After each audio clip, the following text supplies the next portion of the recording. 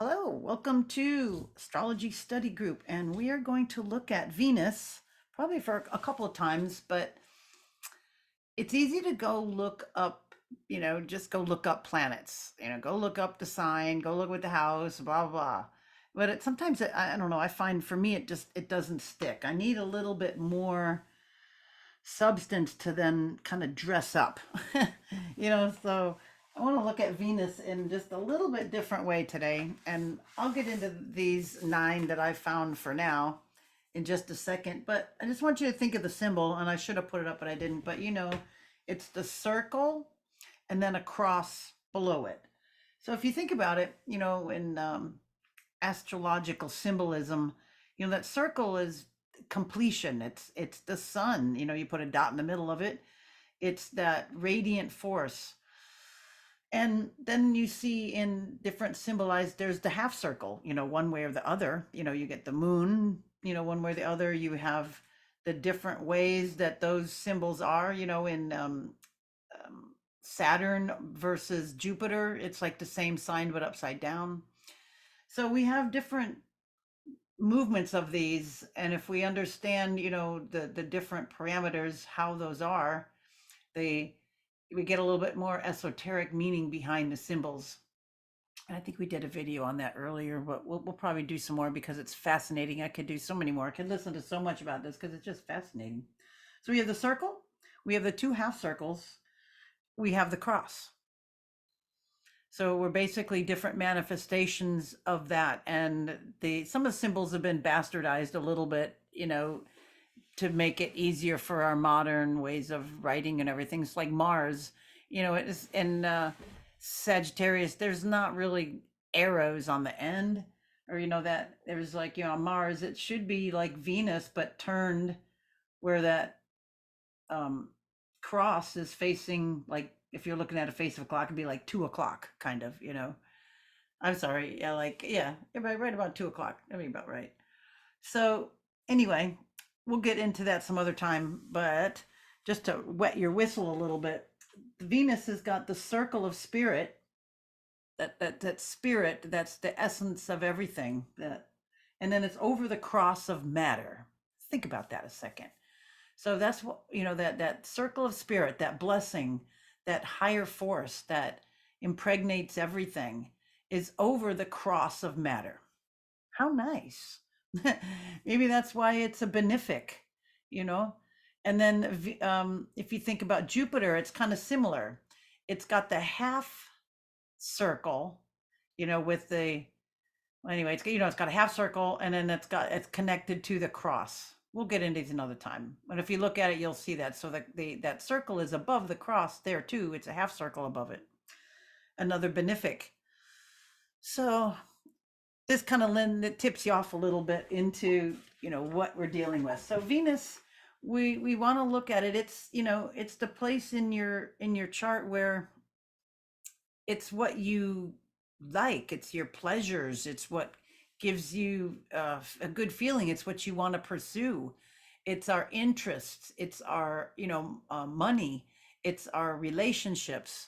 So it's having a relationship with all of that. And if we consider the Venusian, the planet Venus, it rules 2 signs. It rules Taurus and Libra. It's at home in both of those signs. And we're going to just make a little distinction real quick. We'll get way more into this, but Taurus is that real earthy side. It's that, it's on the left side of the chart. It's all about itself. It's in the first quadrant, which is what just those bare bones things in life that somebody needs. They need just those basic things. It's kind of cordoned that off, so it's kind of possessive on that level. That's why it's security, comfort. It wants to make itself solid and secure, as opposed to the Venus that takes on the Libra side is a little, it's more of a masculine side of Venus. If Taurus is a feminine side sign and Libra is a masculine sign. So that's when Venus takes on a little bit more kind of a tomboy. um, it it's where Taurus draws things to it. Libra goes out and gets it. Libra is a cardinal sign. It will, um, be much more social and much more forward in its reactions and its interplay with people. Taurus wants to just pull into it, enjoy those senses, kind of be left alone on some levels, one more quiet and peaceful, serene, where Libra can handle much more chaos, energy, people, situations because it's more masculine, it's more outward. So if you think about that, then we want to also, I'm jumping ahead, but I want to give you kind of this big pictures because we're going to look at Venus not just in one way, but in a multiple ways. So that's the energy that we're dealing with, and it's also, again, we talk about finances, your money, because that's how you get pleasures. Um, so with that said, we'll look at, think about in your chart is, just think about the, what sign it's in, wherever it's at in your chart, and ask, is it a masculine or a feminine sign? Like if it, we'll just go do a quick quizzing. If somebody has Venus in Capricorn, that would be feminine. It's a more feminine sign. How about Venus in Aries? That's a masculine sign. How about Venus in Sagittarius? That's another masculine sign. How about Venus in Cancer? That's a feminine sign. Okay, so we're going to look at your Venus that way, and we'll see if that's going to add one way or another to your Venus. Okay, so that's one thing to consider. We look at things multiplexed, multiple. We put different lenses on. It's like going to the optician. Does it look better this way or this way? This way or this way? Which one's more clear? But we're just going to be looking through these through different lenses, looking at these concepts through the different lenses. All right, so now that we know it's masculine or feminine, everybody write down their Venus, okay? I'll just kind of go through mine just so I'll give you an example. My Venus is in Gemini. So that is a masculine sign, okay? Gemini's outward, masculine. All right, what element is your sign, your Venus in? Could it only be fire, earth, air, and water? So let's just use mine for the example. Gemini, what element is Gemini? I'm just hearing you guys overwhelmingly going, air, air, it's an air element. You're right, it's air. And something that we're going to look at, number 3, we'll look at these when we see the charts. Does it rise before or after the sun? And we'll see those in a minute. Also, now think, is your Venus, was it direct or retrograde when you were born? And mine was direct. And that also means something. When Venus is retrograde, it's much more inward directed. It's not so outward directed. Definitely, when it's in Libra, it's way more outward directed. But just being direct, it's going after kind of what it wants, whether it's pulling it to it or going after it. When it's retrograde, it's like reconsidering what it wants. And then, it could, during its retrograde cycle, you can change lanes on a lot of things a lot more easily. It's like, this is no longer working. I'm going over here. Oh, this is done. I can switch easily over here now. So it gives you some ease to be able to change lanes, to be able to change your mind on what you value, because it's not direct going straight ahead. Yes, I value that. It's like, do I value that? Nope. Okay, let's get out of this one. Let's disregard this. Let's move. Let's switch. Let's change. Way easier during those times that we get that. So Venus, it's about a year and a half. It's about a year and 7 months for it to circle around the sun, and it goes retrograde for about 40 days in that time. And right now at this recording, it won't be always, people go back and listen to this, but right now it's interesting because this year, this is kind of an interesting year. Um, we have today on the recording, it's the 15th degree of Leo. The sun is at 15 Leo, so that puts it at 8/8 Lammas Day. Um, and it's like the middle of the fixed sign, basically.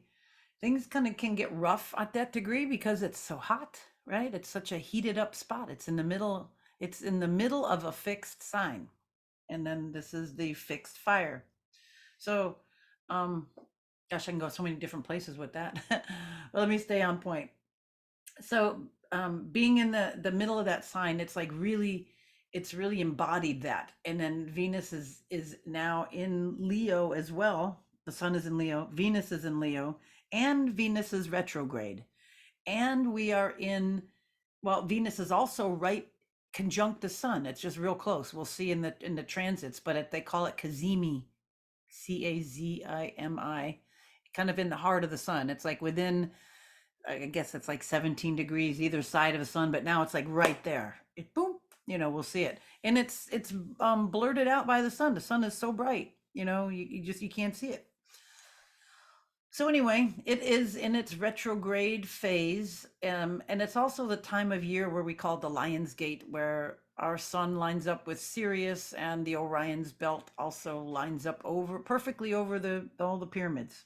So it's a very interesting time. It's a very interesting Leo retrograde time. Just thought I'd mention that, just for the record.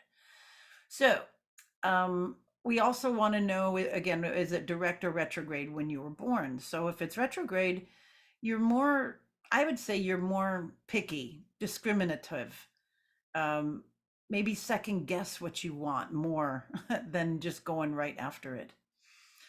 Also, if you know your birth time, we want to know what house it's in, because that is where the drama of Venus is playing out. If you have a Venus in your seventh house, that's way different than having it in your first house. Way different. All right. Now, if it's, then we want to know, if you know your time, then we can tell where it's at in your chart. And is it on the left side? Anywhere from the 10th house to the third house, anywhere there?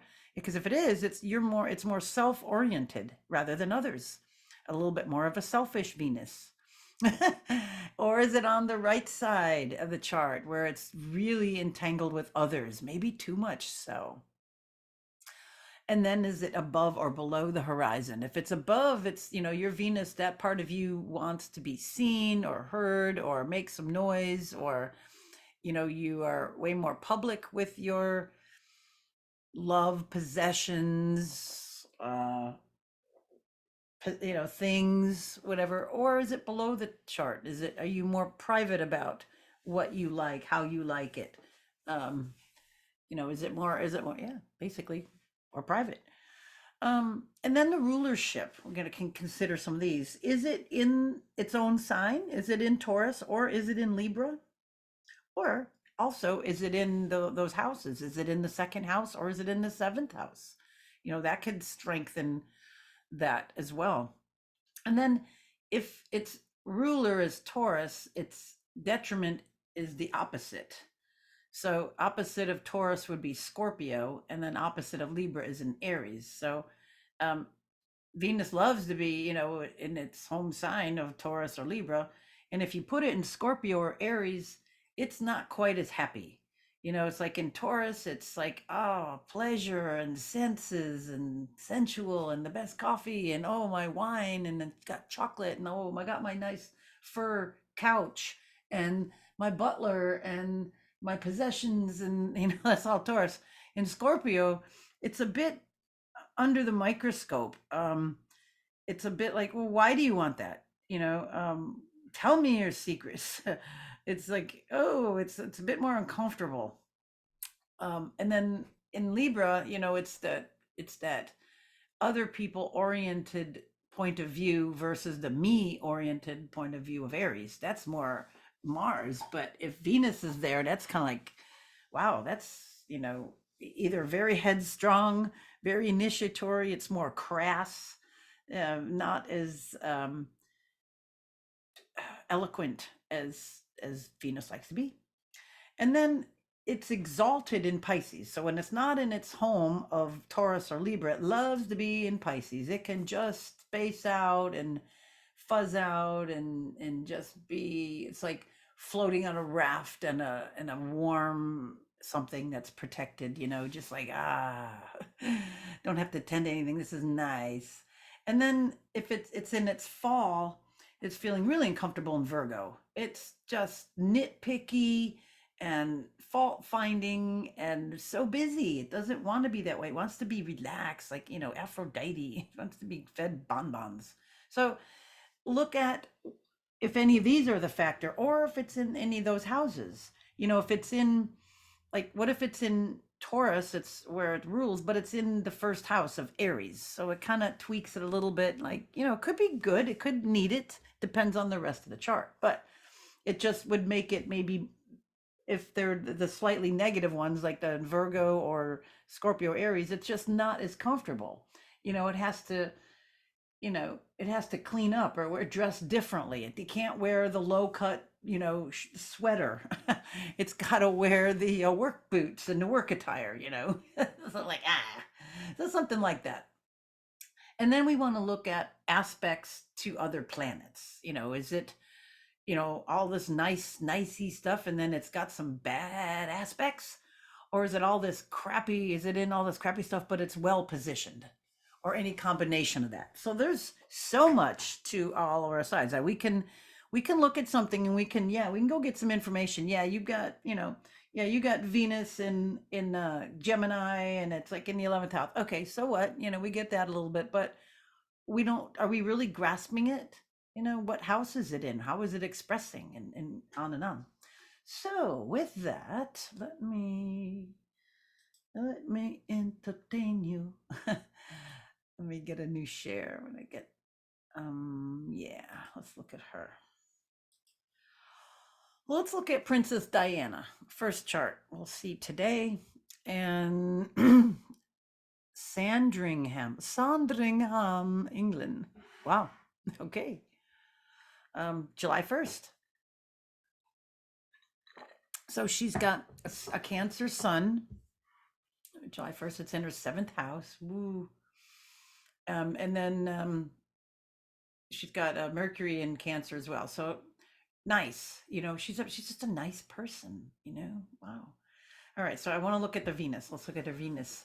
Venus is in sensual Taurus. So she had that Aphrodite quality, but she wasn't smutsy kind of, she was very elegant, but she was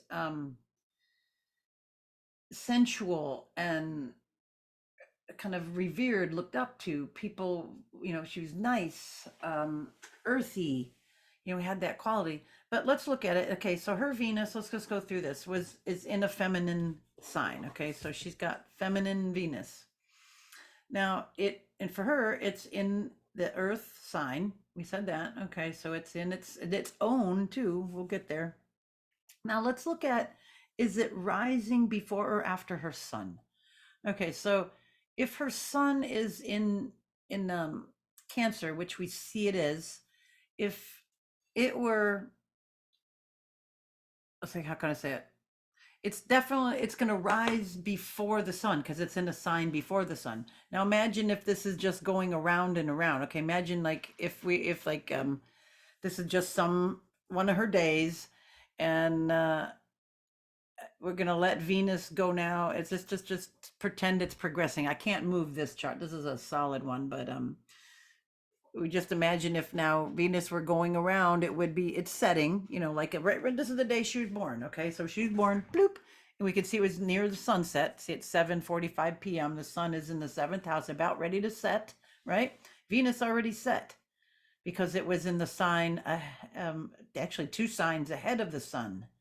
See, it's already set. It's already gone down underneath this horizon line, set in the west. So it's going to go through at midnight and then it'll rise. So the Venus will rise and then the sun will rise after that, about 4 hours later. Anyway, her Venus is leading the sun. So she's way more forward type of a Venus in Taurus. She's pushing out with her feelings, and it looks like it's about all the way of is almost as far as it can get. Let's see, how many degrees would that be? It can go, I think, 47 degrees away from the sun.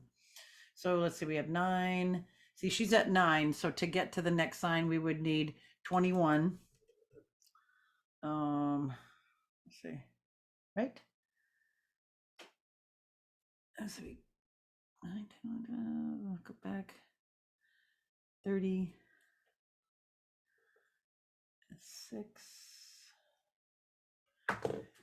Yeah, it's almost as far out as it could get from away from her sun. So interesting. Okay, so if it follows the sun, then it's like you do something and then your emotions and it kind of comes up back up to it. It's like, oh, it's like you react first and think or feel about it later. This way it's a little bit more, it's the other way around if your Venus is in front of your sun. All right. What else? Hers is direct because it doesn't have any, like you can see her Mercury's retrograde there, but her Venus is direct. And let's see, it's in her 5th house. Okay, so this is interesting.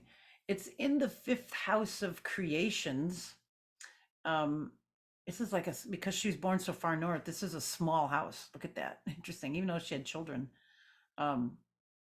And that kind of gives us a clue, because it's fertile in here, it's like a masculine house, but that would lend itself probably to children, having a Venusian, having Venus in the 5th house. So 5th house is where it's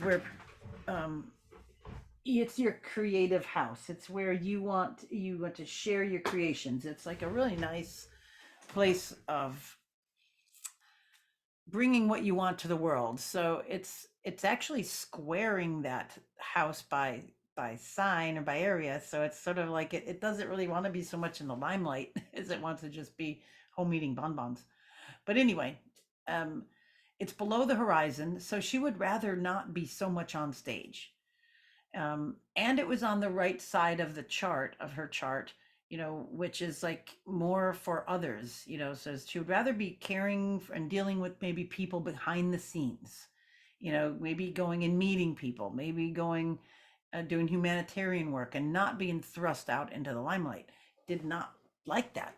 She's got the sun above there, but it's in the relations of other people. But anyway, Venus, wants to be more quiet. It wants to be more with others because it's down here. She's self-directed because it was direct. It was ahead of the sun, so she had that inner direction of knowing what she wanted. It was in its own sign.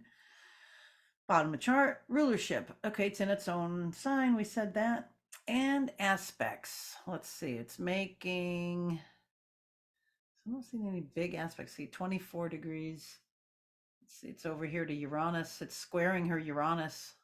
Oh, I got those in there. Yeah, let's see. 23. So that's Leo. So it's making a square to her Uranus. Kind of maybe setting up for some kind of sudden thing with her. It's square, it's fixed up here too, and then Uranus by the North Node. That's interesting. That could be kind of the sort of the disappearance, one thing that related to it. And then the moon is opposite Uranus, another kind of interesting thing of volatility, let's put it that way. And in Venus actually then would kind of be right in the middle of that T-square between the moon and Uranus. Kind of that's the out point of that tension. So is that what she wants. So wow, that's very interesting. I haven't really looked at her chart there with that.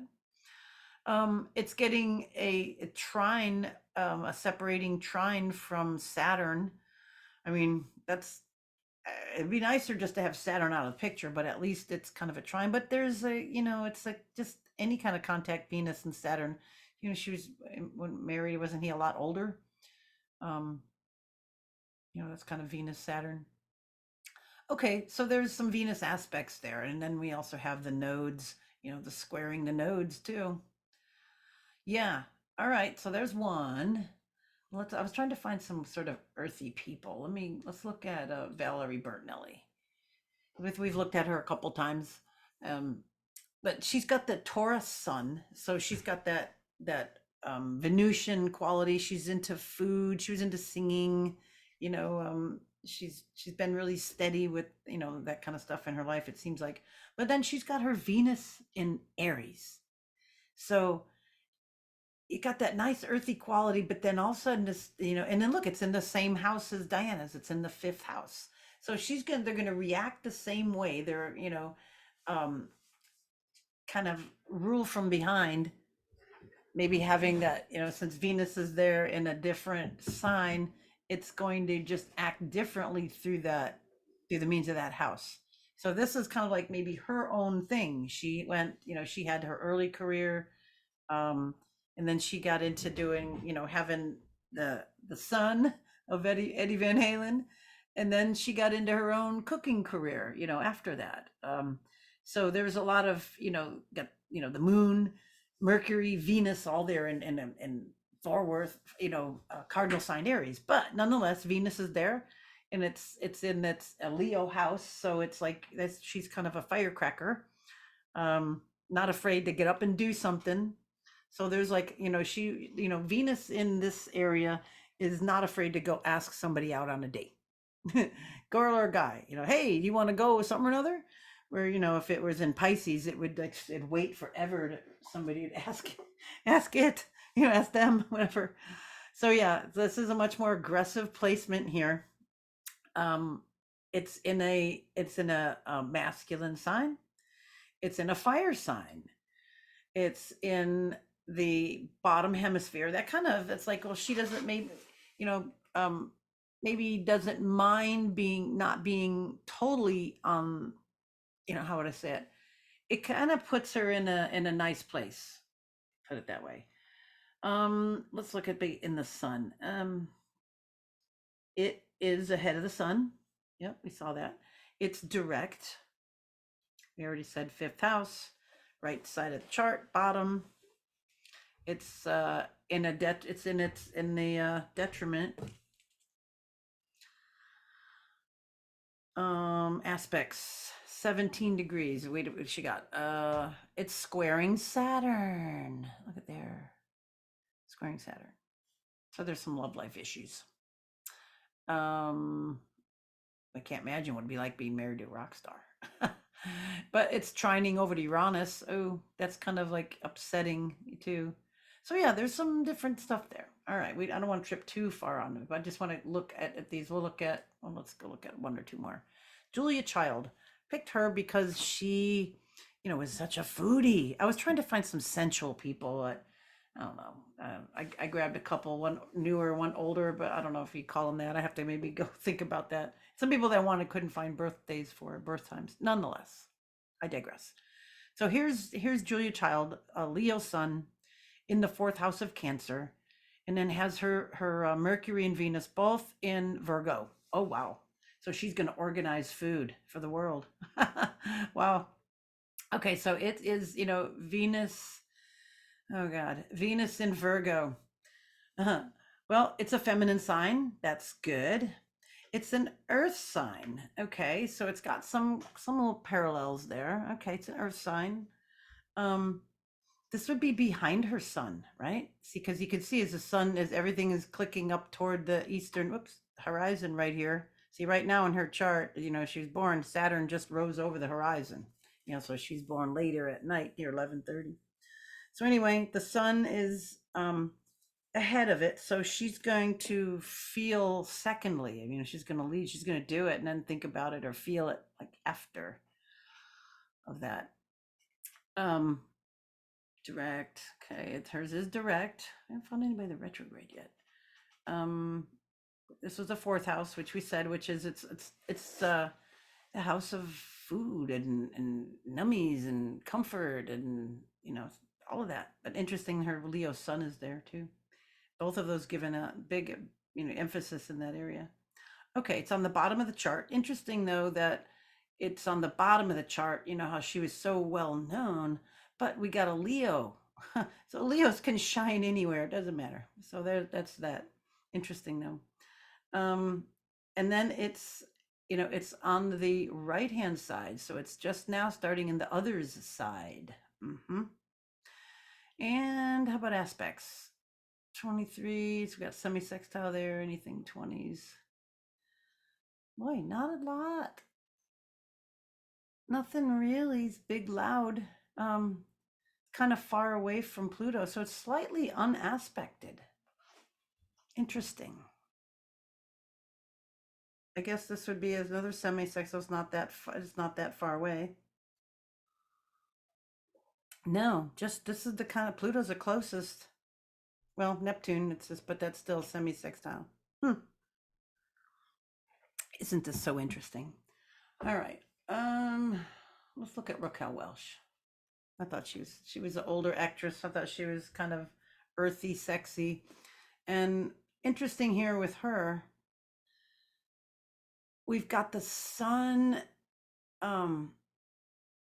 Mercury, Neptune, and Mars all in Virgo. Wow, I wouldn't have expected that. But here we got a moon in Scorpio. Okay, maybe that's kind of the sex appeal. I think like she was one of the first one that had maybe a boob job way back then or something. I don't know. Something about that. I was little. Anyway, her Venus is in Cancer. Okay, so that gives that maybe, I mean, it's in the sister sign. It's, 2 signs away. It's in a nice comfortable sign, but it's in the 8th house. And she's got the moon in Scorpio, rules the 8th house. So maybe there can be some of the sex appeal there. I was hoping I'd get more earthiness there, but anyway, we see all that, but not the Taurian or the Libran. But nonetheless, we've got all this, the outer planets here, well, except for, not really the outer planets. We have Saturn and Jupiter and Uranus all in Taurus. But anyway, we're looking at Venus today. Okay, well, at least we got something different here. So we've got Venus, well, it's in a feminine sign. It's in water element, and we know that that's, gets along kind of with that earthy Taurus. But it's interesting, it's like the air element is kind of what gets along with Libra, but anyway. So that's there, it's in a water house. It is ahead of the sun, right? So she's very bold, more bold with that. It's direct. See, think about it. It's like every year and a half, it only goes direct. I mean, it only goes retrograde for 40 days. So you're not going to probably find a whole lot of people that may have that compared to all that other time. I should find the ratio of that. Okay. Anyway, said the 8th house. It's on the right-hand side of her chart. Others on the top. She's definitely visible. Actress. And then there was like that steamy part of it, which is kind of, and then the sun is up there too. Nothing going on too much in rulership, and let's look at aspects. It's it's a sextile over to Neptune, so we got some fantasy illusion, and we're 2 signs away from Uranus. It's kind of the midpoint of Uranus and Neptune, right in there. Okay, and might as well look at one more. Let's look at Madonna. Another a Leo, and then we got her Venus is in Leo. Well, okay, it's masculine, so she's an outward woman. Leo, an outward sign, just into that. Look at that, just barely. So it kind of makes it like, just made it. She's definitely a look at me person. Look at me, look at me. It's on the upper part of the horizon, right? It's rising above or in front of the sun. You can see it perfectly here because this is like late in the morning here. It's like the sun rose like it was there 7:05 and Venus was already up. Being that it's summer, that's why it's above the horizon then. Okay, what do we get? Rise above, direct. Is hers direct? Yep. It's in her 11th house of groups, people, that look at me, I'm the pinup girl. On the left side of the chart. Okay, we got one on the left side. So she's more, look, concerned about herself. Yep, you can tell her career, look at me. I'm in, the 11th house of groups, I am an idol kind of top of the chart. Um, rulership, nothing going on there. And then about aspects, nothing really at zero. It's sextile over to Mercury. We got anything over here to Neptune? Fixed, fixed. So we got a square over to Neptune. There's more of that idol, that false idol of that fantasy. Look at me, I am an idol. Interesting. False illusion. Okay, so give you a little bit of understanding. Let me just call a nicer lady back up here. um, interesting to look at where yours is, get a little bit of ideas. And again, we'll just review these without trying to analyze it. Look again and see, we'll just review this. Is it a masculine or feminine sign? If it's the feminine, it's going to take on more of the Taurus or possessions side of Venus. If it's on the Libra or masculine side, it's more the I'm going to go get what I want. It's more of the out, go get it kind of side of Venus. She's not going to attract it to her so much as just go get what she wants and then go back to what she's doing. So, yeah. What element is it in? If it's in a fire sign, it's going to be more outward and more go-getter and more attention to itself. If it's in an earth sign, if it's in Taurus, it's in its home sign. If it's in any of the others, it's still going to be grounded. In Virgo, it's going to be way more nitpicky. In Capricorn, it's going to be way more reserved or level-headed, clear-headed about possessions, about its work, about others. It may show you love by providing for you instead of doing a striptease or something. It's gonna do something practical like that. All right. Direct. Oh, well, we'll talk about two. Is it direct or retrograde? Is it outward?